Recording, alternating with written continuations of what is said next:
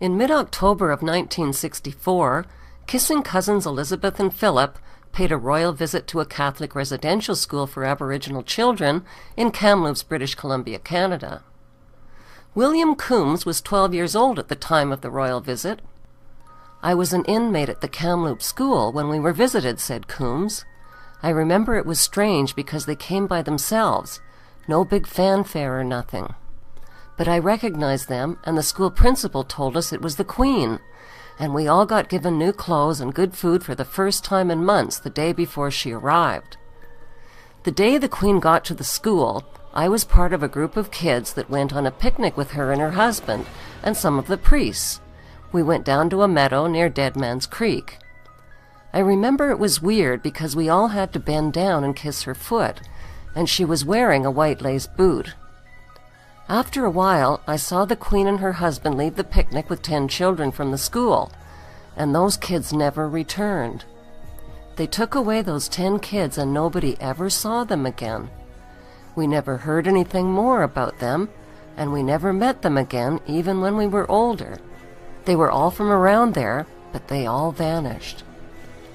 The group that disappeared was 7 boys and 3 girls in age from 6 to 14 years old. They were all from the smart group in the class. 2 of the boys were brothers, and they were Matey from Quesnel. Their last name was Arnoux, or Arnold. I don't remember the others, just an occasional first name like Cecilia, and there was an Edward. What happened was also witnessed by my friend, George Adolph, who was 11 years old at the time and a student there too.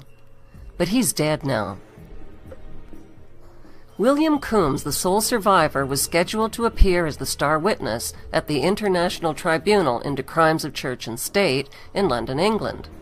But William Coombs never made it to the tribunal. He died of unknown causes shortly before he was scheduled to testify.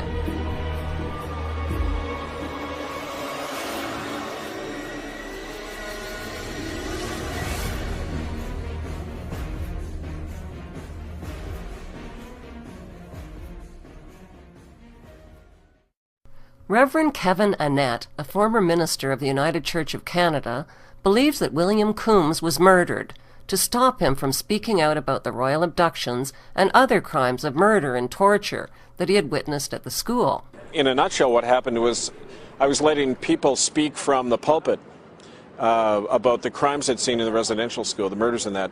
I also found out about the land deals that were happening where the church was selling off native land to big logging companies for kickbacks.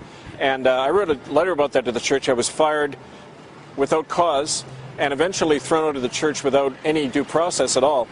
But that one thing led to another, and I began to work a lot more with the survivors after that, the eyewitnesses to these crimes.